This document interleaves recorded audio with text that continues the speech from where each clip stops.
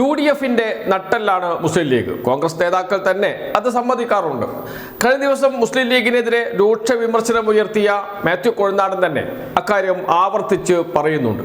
മുസ്ലിം league UDFിന്റെ നട്ടെല്ലാണ് എന്ന്. പക്ഷേ കോൺഗ്രസിന്റെ ആഭ്യന്തര കാര്യങ്ങളിൽ മുസ്ലിം ലീഗ് ഇടപെടാൻ പാടുണ്ടോ? പാടില്ല. ആ ഉറച്ച നിലപാട് എടുക്കുന്നു മാത്യു കൊഴുന്താടൻ.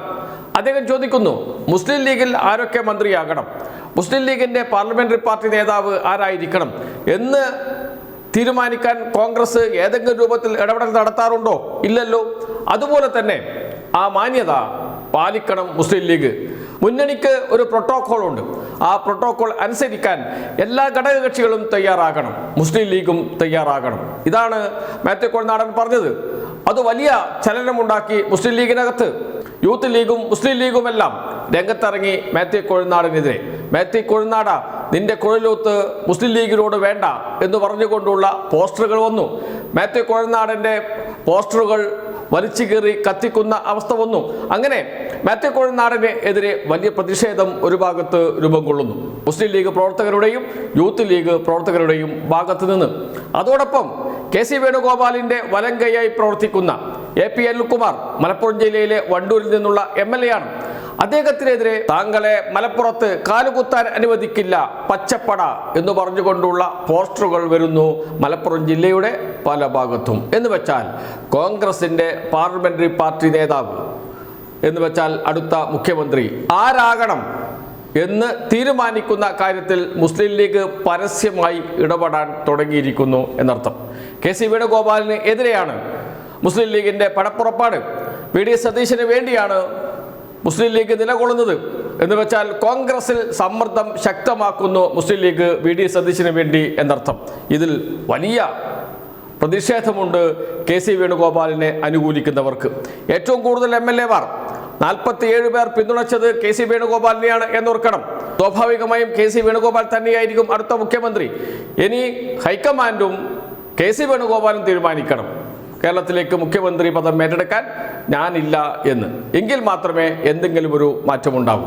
അപ്പോഴും KC വേണുഗോപാൽ പക്ഷം പറയുന്ന മറ്റൊരു കാര്യമുണ്ട്.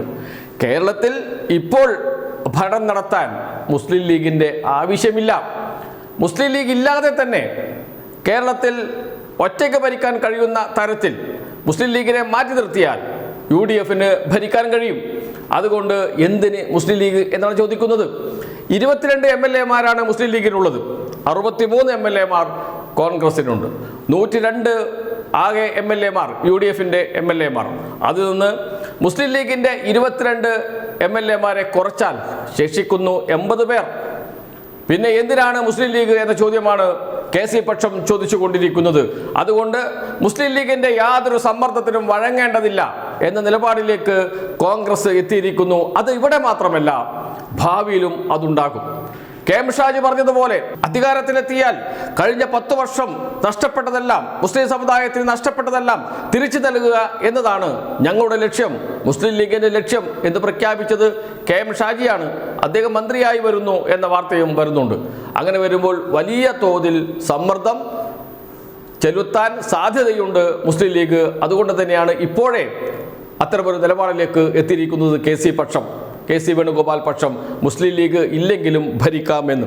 63 പേർ കോൺഗ്രസിനുണ്ട്, 7 പേർ കേരള കോൺഗ്രസ് ജോസഫ് ഗ്രൂപ്പിനുണ്ട്, 3 MLA-മാർ RSPക്കുണ്ട്, 1 MLA Anoop Jacob, CP John, CMB, Mani C Kappan. അത് കഴിഞ്ഞാൽ 3 സ്വതന്ത്രന്മാർ K Sudhakaran, TK Govindan, B Kunhikrishnan, കൂടാതെ KK രമയുമുണ്ട്. എന്ന് വെച്ചാൽ 80 പേരുണ്ട്. 80 പേർ ഒറ്റക്കെട്ടായി നിന്നാൽ കേരളത്തിൽ ഭരണം മുന്നോട്ട് കൊണ്ടുപോകാം. മുസ്ലിം ലീഗിന്റെ ആവശ്യമില്ല. ഇതാണ് ഇപ്പോഴത്തെ KC വേണുഗോപാൽ പക്ഷത്തിന്റെ നിലപാട്. മുസ്ലിം ലീഗ് ഇല്ലാതെയും ഭരണം നടത്താൻ തയ്യാറാണ്, മുസ്ലിം ലീഗ് വേണമെങ്കിൽ മുന്നണി വിട്ടു പോയിക്കോട്ടെ എന്ന നിലപാടിലേക്ക് വരെ എത്തുന്നു KC വേണുഗോപാൽ പക്ഷം. മുസ്ലിം ലീഗ് മുന്നണി വിട്ടാൽ മുന്നണിക്ക് എന്ത് സംഭവിക്കുമെന്നത് അടുത്ത തെരഞ്ഞെടുപ്പിൽ മാത്രമേ അറിയാൻ കഴിയൂ. എന്ന് വെച്ചാൽ ലോക്സഭാ തെരഞ്ഞെടുപ്പിൽ മുന്നണിയുടെ ഭാഗമല്ല മുസ്ലിം ലീഗ് എങ്കിൽ കോൺഗ്രസിന് ഇത്രയും സീറ്റ് കിട്ടില്ല എന്നതൊക്കെ അപ്പോൾ നോക്കാം. ഇപ്പോൾ മുസ്ലിം ലീഗില്ലെങ്കിൽ ഭരണം നടത്താൻ കഴിയും. UDF-ന് 80 MLA-മാരുടെ പിന്തുണയുണ്ട്. മുസ്ലിം ലീഗ് ഇല്ലെങ്കിലും ഭരിക്കാൻ കഴിയും എന്ന ഉറച്ച വിശ്വാസം KC പക്ഷം മുന്നോട്ട് വെക്കുന്നു. അതുകൊണ്ട് തന്നെ മുസ്ലിം ലീഗിനെതിരെ ഉറച്ച നിലപാടെടുത്ത് മുന്നോട്ട് പോകാനാണ് ഇപ്പോൾ KC വേണുഗോപാൽ വിഭാഗം തീരുമാനിച്ചിരിക്കുന്നത്. ഒരു സമ്മർദ്ദത്തിനും മുസ്ലിം ലീഗിന്റെ ഒരു സമ്മർദ്ദത്തിനും വഴങ്ങേണ്ടതില്ല എന്ന ഉറച്ച നിലപാടിൽ.